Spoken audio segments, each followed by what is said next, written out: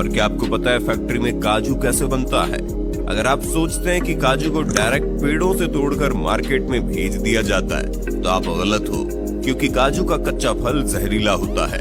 और क्या आपको पता है सप्लीमेंट बनाने के लिए जानवरों की हड्डियों का इस्तेमाल किया जाता है? अगर नहीं पता तो टेंशन नहीं लेने का, क्योंकि आज के वीडियो में हम आपको दिखाएंगे डेली लाइफ में इस्तेमाल होने वाली चीजें फैक्ट्री में आखिर कैसे बनती हैं। चलिए शुरू करते हैं। अपनी कुर्सी की पेटी बांध लीजिए, मौसम बिगड़ने वाला है। किशमिश मेकिंग प्रोसेस। दोस्तों, किशमिश कितना फायदेमंद होता है ये तो आपको पता ही होगा, लेकिन क्या आपको पता है जो अंगूर हम बाजार से लाते हैं उनसे किशमिश नहीं बनते।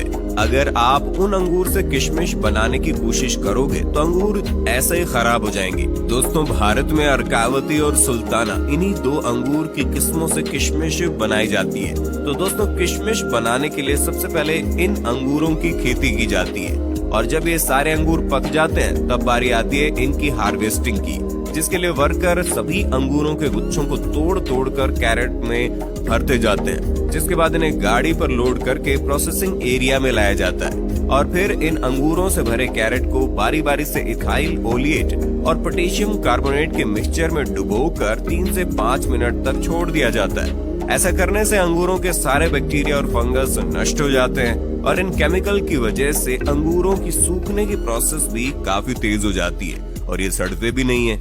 फिर इन अंगूरों को केमिकल में भिगाने के बाद इन्हें सुखाने के लिए एक जालियों का सेट बनाया जाता है, और इन जालियों पर अंगूरों को अच्छी तरह फैला दिया जाता है।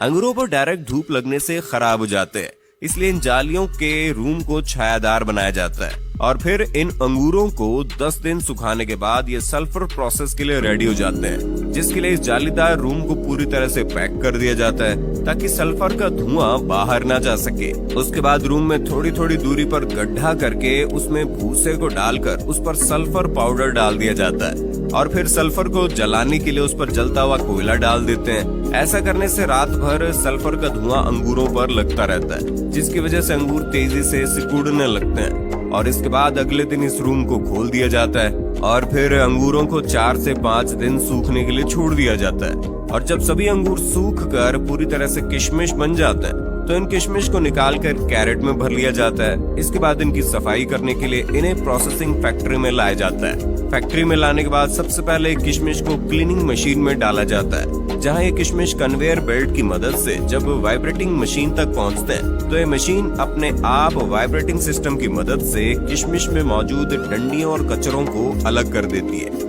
और फिर इन अलग हुए किशमिश को वाटर प्रोसेसिंग से गुजारा जाता है ताकि किशमिश पर लगे केमिकल और धूल वगैरह अच्छी तरह से साफ हो जाए। और क्लीनिंग पूरी तरह से कंप्लीट होने के बाद इन गीले गीले किशमिश को ड्रायर मशीन में सुखाया जाता है, और फिर किशमिश सूख जाने के बाद फाइनली इनकी पैकिंग करके इन्हें मार्केट में भेज दिया जाता है। Wine making process.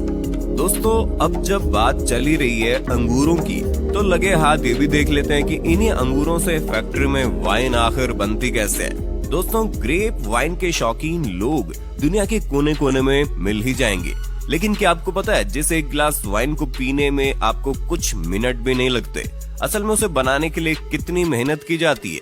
दरअसल नई अंगूर की खेती के लिए अंगूर की सूखी बेलों का इस्तेमाल किया जाता है, जिसके लिए यहाँ बेस्ट क्वालिटी के अंगूर के पौधों को तैयार किया जाता है। सबसे पहले खेतों से सूखी बेलें इकट्ठी कर ली जाती हैं, उसके बाद उन्हें फैक्ट्री में लाया जाता है और एक ऐसी मशीन में डाला जाता है जिसमें बेल की टहनी के ऊपर से बेकार का झाड़ हटाकर उसे साफ सुथरा करके लंबी लंबी टहनियां बना ली जाती है। अब इन्हें इकट्ठा करके कारीगरों के पास भेज दिया जाता है। कारीगर इन टहनियों को एक सी लंबाई में काटकर इनके गट्ठर बना देते हैं। उसके बाद बारी आती है इनकी सफाई करने की, और इन पर से धूल मिट्टी और बैक्टीरिया को साफ करने के लिए इन्हें एक ऐसे लिक्विड में डाला जाता है जो इन्हें साफ करने के साथ साथ जर्म्स फ्री भी बना देता है। अब काम शुरू होता है कलम बनाने का, यानी कि ग्राफ्टिंग का, जिसके लिए जो सबसे अच्छी क्वालिटी की टहनियां होती हैं उन्हें गांठ वाले हिस्से की तरफ से छोटे छोटे टुकड़ों में काट कर उन्हें उसी घोल में डालकर उनकी भी सफाई कर ली जाती है।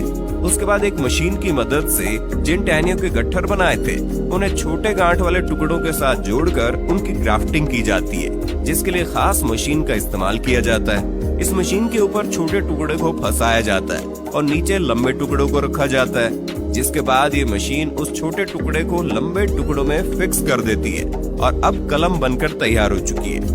अब इनमें नमी को बनाए रखने के लिए इन्हें सबसे पहले मोम के घोल में डाला जाता है। उसके बाद इन्हें इकट्ठा करके एक बॉक्स में डालकर ऊपर से लकड़ी का बुरादा डाल दिया जाता है। उसके बाद इनकी तराई की जाती है और महज 15 से 20 दिनों बाद जब इनमें अंकुर फूट जाते हैं और इनकी जड़ें निकल जाती है तो इन्हें उस बॉक्स में से निकालकर खेतों में रोपाई के लिए भेज दिया जाता है, जहाँ पर इनकी बेहतरीन देखभाल की जाती है और एक उम्दा किस्म की वाइन के लिए अंगूरों की फसल तैयार की जाती है।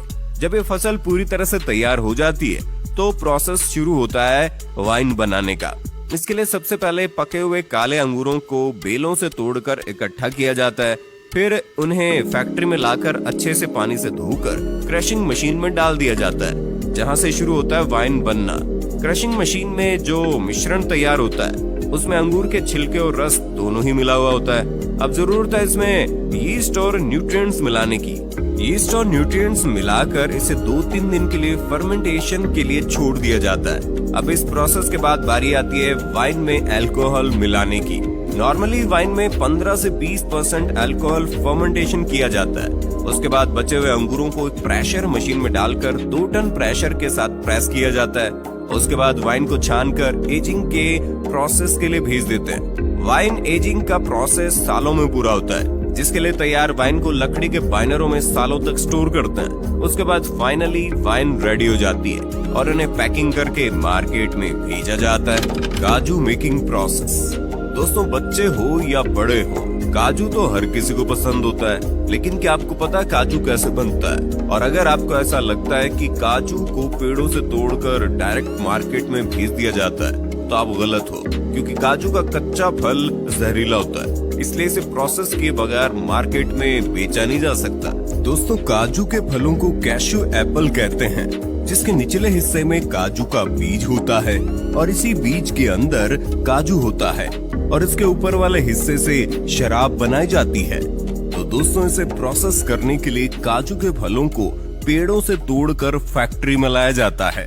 फैक्ट्री में सबसे पहले काजू के फलों से काजू के बीजों को अलग किया जाता है और फिर इन बीजों को 3 से 4 दिन तक धूप में सुखाया जाता है। उसके बाद इन सूखे हुए काजू के बीजों को हाई टेम्परेचर स्टीम के जरिए बॉईल किया जाता है। ऐसा करना जरूरी होता है क्योंकि इसके अंदर जहरीला केमिकल होता है जो कि बहुत ही खतरनाक है, स्किन को खराब कर देता है, पूरी तरह से स्किन को जला देता है। और फिर बॉईल करने के बाद काजू के ऊपरी कवर को निकाला जाता है, जिसके लिए मशीनों की मदद ली जाती है, क्योंकि काजू का ऊपरी कवर बहुत हार्ड होता है। उसके ऊपरी कवर को निकालने के बाद काजू के ऊपर एक पतला छिलका मौजूद होता है, जिसे निकालने से पहले इनकी रोस्टिंग की जाती है, क्योंकि कच्चे काजू को पकाना भी जरूरी होते हैं और ऐसा करने से इनमें मौजूद चिपचिपा लिक्विड भी उड़ जाता है। और फिर रोस्टिंग के बाद काजू का पतला छिलका भी निकाल दिया जाता है और फाइनली काजू की सफाई और छटाई करके इन्हें पैक कर दिया जाता है। साबुन मेकिंग प्रोसेस। दोस्तों, साबुन का इस्तेमाल तो हर कोई करता है, लेकिन किसी को ये नहीं पता होता कि आखिर फैक्ट्री में साबुन बनता कैसे है।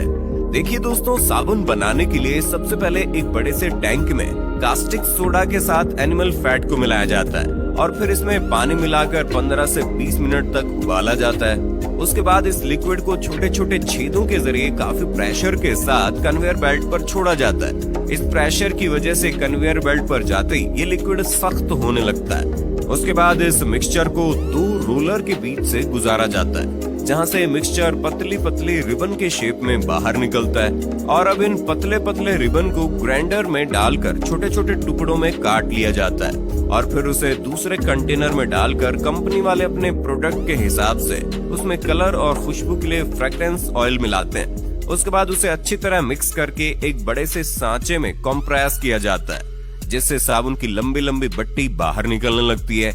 और फिर एक कटर मशीन इन साबुन की लंबी लंबी बट्टियों को छोटे छोटे हिस्सों में काट देती है। उसके बाद कंपनियां अपनी अपनी कंपनी के हिसाब से साबुन पर ब्रांडिंग करके उन्हें पैक कर देते हैं।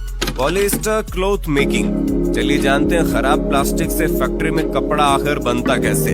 देखिए दोस्तों, खराब प्लास्टिक से कपड़ा बनाने के लिए सबसे पहले दुनिया भर से बहुत सारा खराब प्लास्टिक का मटेरियल फैक्ट्री में मंगवाया जाता है। उसके बाद इन सारे खराब प्लास्टिक के मटेरियल को कन्वेयर बेल्ट पर डालकर बहुत ज्यादा खराब प्लास्टिक को अलग कर दिया जाता है। और फिर इन खराब प्लास्टिक के मटेरियल को एक क्रशर मशीन में डालकर क्रश किया जाता है। इसके बाद इस बारीक प्लास्टिक को गरम पानी में डालकर उबाला जाता है और जब ये प्लास्टिक बिल्कुल साफ हो जाती है तो एक छलनी की मदद से इन ऑफ प्लास्टिक को छानकर बाहर निकाल लिया जाता है, जिसके बाद इन प्लास्टिक को एक रोटेटिंग मशीन में डालकर ड्राई कर लिया जाता है और फिर इस ड्राई प्लास्टिक के पाउडर को इस मशीन में डाला जाता है, जहां ये प्लास्टिक का पाउडर हाई टेम्परेचर से गुजरते हुए प्लास्टिक के लंबे थ्रेड की शेप में बाहर निकलता है। इसके बाद इसे हीट करके फाइबर बना लिया जाता है। ये फाइबर रुई के शेप में होता है, जिसके बाद इसे रुई से धागा बनाया जाता है और धागे से कपड़े कैसे बनते हैं ये तो आपको पता ही होगा।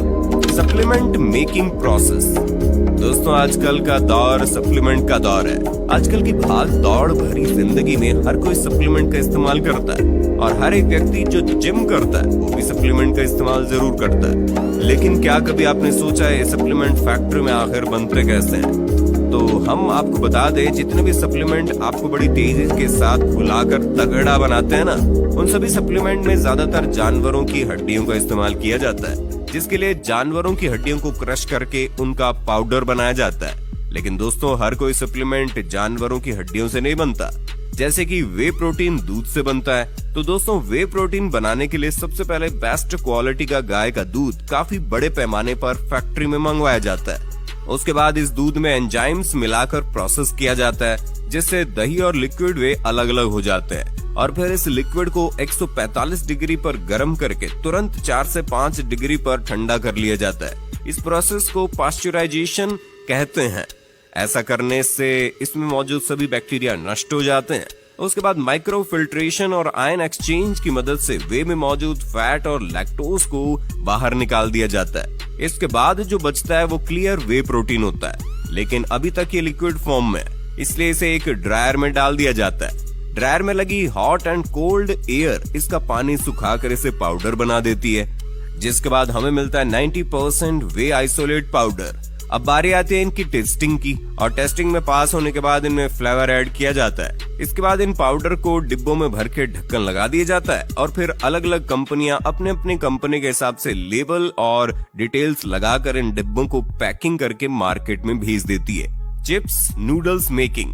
दोस्तों, नूडल्स, मैगी, लेज, चिप्स जैसी कई सारी चीजों को बनाने के लिए सुअर की चर्बी का इस्तेमाल किया जाता है। अगर आप इन पैकेट में बंद चीजों को देखेंगे तो इस पर आपको MSG लिखा मिलेगा, जिसका मतलब होता है मोनोसोडियम ग्लूटामेट। दोस्तों, ये MSG सुअर की चर्बी से बनता है। जब ये बात तेजी से फैलने लगी तो कई सारे देशों ने MSG को बैन कर दिया, लेकिन उसके बाद ये चालाक कंपनियां MSG की जगह E631 नाम का इस्तेमाल करने लगी। आज कई सारी कंपनी E631 के नाम पर हमें सुअर की चर्बी खिला रही है। तो दोस्तों, किसी भी चीज को खाने से पहले आपको पैकेट अच्छी तरह से चेक कर लेना चाहिए। और अगर आज के वीडियो में दी गई ये सारी जानकारी आपको अच्छी लगी हो तो